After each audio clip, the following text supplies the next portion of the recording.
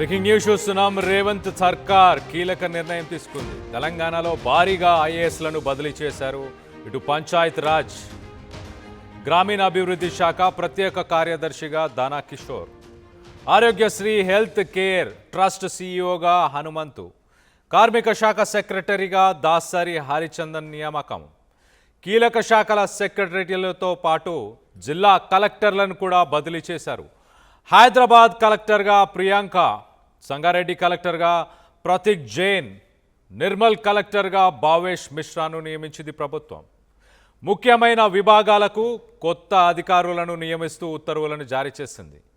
Delhi Telangana Bhavan special ఆఫీసర్గా సంజయ్ కుమార్, ఆర్ఎండ్బి special సెక్రటరీగా ప్రావీణ్య, ట్రైబల్ వెల్ఫేర్ స్పెషల్ సెక్రటరీగా సంతోష్, ఇంటర్ బోర్డ్ సెక్రటరీగా అభినవ్, సాంఘిక సంక్షేమ శాఖ సెక్రటరీగా విజయేంద్ర, టీజీఎండిసి ఎండిగా అనుదీప్ దుర్శెట్టి నియామకం జరిగింది. సో మొత్తం మీద ఈ సడన్ చేంజ్ ఆఫ్ డిపార్ట్మెంట్స్, వీళ్ళందరినీ సడన్గా ఎందుకు బదిలీ చేశారు, దీనికి సంబంధించి డీటెయిల్గా మాట్లాడుకునే ప్రయత్నం చేద్దాం. ఇటు మా ప్రతినిధి మధు అందుబాటులో ఉన్నారు. మధుతో మాట్లాడి తెలుసుకునే ప్రయత్నం చేద్దాం. మొత్తంగా 13 మంది ఐఏఎస్ ఆఫీసర్స్ని బదిలీ చేశారు. తెలంగాణ ప్రభుత్వం రాష్ట్ర పరిపాలనలో కీలక మార్పులు చేపట్టింది అని అనుకోవచ్చా మధు? తెలంగాణ ప్రభుత్వం వరుస బదిలీలు చేస్తా ఉంది. ఐఏఎస్ గానీ ఐపీఎస్ గానీ అధికారులకు సంబంధించి ఎక్కడ పరిపాలనకు సంబంధించినటువంటి విషయంలో కాంప్రమైజ్ కావద్దు అనేటువంటిది ప్రభుత్వం భావిస్తా ఉంది. గతంలో ముఖ్యమంత్రి రేవంత్ రెడ్డి కూడా ఒక స్టేట్మెంట్ చేశారు. పనితీరు ఆధారంగానే ప్రభుత్వ నిర్ణయాలు ఉంటాయనేటువంటి స్టేట్మెంట్ చేశారు. అందులో భాగంగా పదే కలెక్టర్లు, తర్వాత ఐఏఎస్ ఆఫీసర్లు, ఈ ఐపీఎస్ ఆఫీసర్లు బదిలీ అవుతున్నటువంటి సిచ్యువేషన్. దీనిపైన ప్రతిపక్షాలు ఆందోళన వ్యక్తం చేస్తున్నప్పటికీ కూడా ప్రభుత్వం మాత్రం యథావిధిగా పోతా ఉంది. ఇప్పుడు హైదరాబాద్ కలెక్టర్ గా హరిచంద్ర బదిలీ అయిపోయారు. కొత్త కలెక్టర్ గా ఆల ప్రియాంక నియామకమైనటువంటి సిచ్యువేషన్ కనిపిస్తా ఉంది.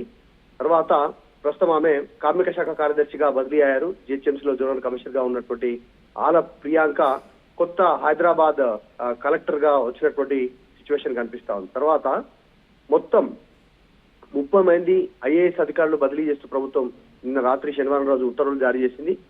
జిహెచ్ఎంసీ లో పనిచేస్తున్నటువంటి కొందరు జోనల్ కమిషనర్లు ఉన్నారు దీంట్లో బదిలీ అయినటువంటి వాళ్ళలో. అలాగే మరికొందరికి పోస్టులు కూడా లభించాయి కొత్తగా. ప్రస్తుతం ఆరోగ్యశ్రీ హెల్త్ కేర్ ట్రస్ట్ సీఈఓగా ఉన్నటువంటి ఉదయ్ కుమార్ గోల్కొండ జోనల్ కమిషనర్ గా నియామకమయ్యారు. ఇక్కడ పనిచేస్తున్నటువంటి ముకుందరెడ్డి సమాచార శాఖకు బదిలీ అయ్యారు ఐడిపిఆర్ కి సంబంధించి. ఇక నాగర్ కర్నూలు జిల్లా కలెక్టర్ బదావత్ సంతోష్ ను ప్రభుత్వం జిహెచ్ఎంసీ హైదరాబాద్ జోనల్ కమిషనర్ గా నియమించినటువంటి సిచ్యువేషన్ కొనసాగుతా ఉంది.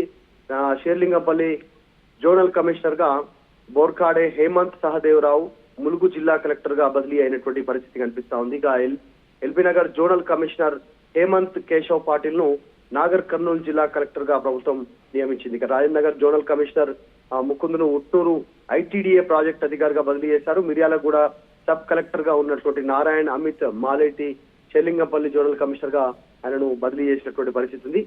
అట్లనే Bodhan sub collector Vikas Mahato LB Nagar zonal commissioner గా నియామకమయ్యారు. జయశంకర్ భూపాలపల్లి జిల్లా Kataram sub collector Mayank Singh Kukatpally zonal commissioner గా, బాన్సువాడ సబ్ కలెక్టర్ గా ఉన్నటువంటి కిరణ్మయి కొప్పిశెట్టి రంగారెడ్డి అదనపు కలెక్టర్ గా స్థానిక సంస్థలకు సంబంధించినటువంటి బదిలీ చేశారు. చార్మినార్ జోనల్ కమిషనర్ గా పనిచేస్తున్న శ్రీనివాస్ రెడ్డిని రాజేంద్ర నగర్ జోనల్ కమిషనర్ గా బదిలీ చేశారు. సో వరుసగా గత కొంతకాలంగా ప్రభుత్వం వరుస బదిలీలు చేస్తా ఉంది. ఐఏఎస్ కావచ్చు, ఐపీఎస్ కావచ్చు. పరిపాలన దృష్ట్యా అక్కడ అవసరం అనుకున్న చోట వీళ్ళందరినీ పదే బదిలీ చేస్తా ఉంది. ప్రతిపక్షాల నుంచి ఒక చిన్న విమర్శ ఉంది. అధికారులను పదే బదిలీ చేస్తే వాళ్ళు ఛార్జ్ తీసుకుని దానిపైన పట్టు తీసుకోవడానికి కాస్త సమయం పడుతుంది. అంత లోపల వీళ్ళు పోయి సెట్ అయ్యే లోపల మళ్ళీ బదిలీలు జరగడం అనేటువంటిది కరెక్ట్ కాదనేటువంటి విమర్శలు ఉన్నాయి. కానీ ప్రభుత్వం మాత్రం వరుస బదిలీలు చేస్తా ఉన్నటువంటి సిచ్యువేషన్ కనిపిస్తా ఉంది.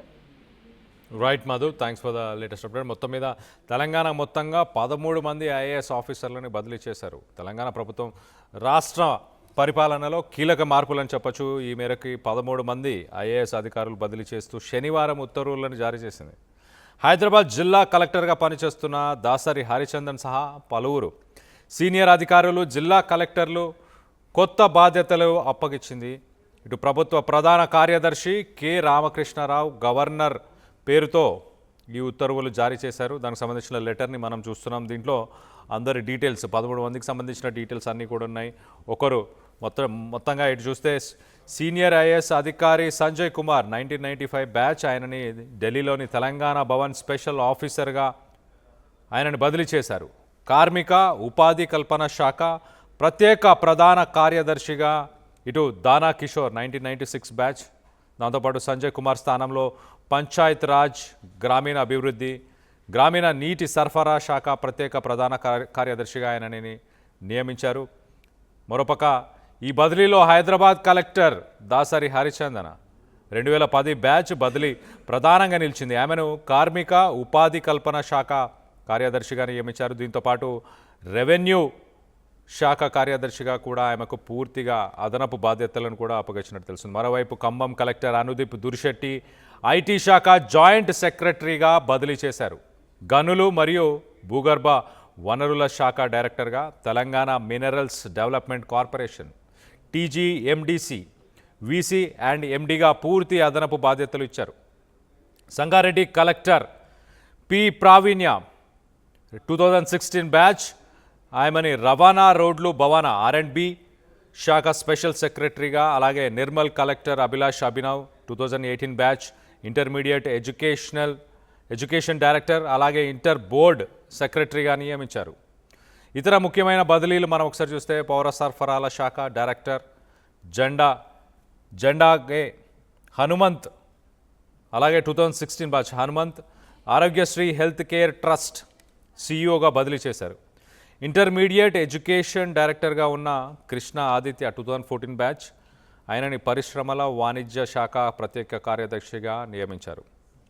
గిరిజన సంక్షేమ శాఖ డైరెక్టర్ బిఎం సంతోష్ 2017 బ్యాచ్ను అదే శాఖ స్పెషల్ సెక్రటరీగా నియమించి డైరెక్టర్గా పూర్తి అదనపు బాధ్యతల్లో కొనసాగేలా ఆదేశించారు. ఈ మార్పులతో మొత్తానికైతే అడ్మినిస్ట్రేషన్లో మరింత స్ట్రిక్ట్గా ముందుకు తీసుకెళ్లే ప్రయత్నం ప్రభుత్వం చేయాలని భావిస్తున్నట్టు తెలుస్తుంది.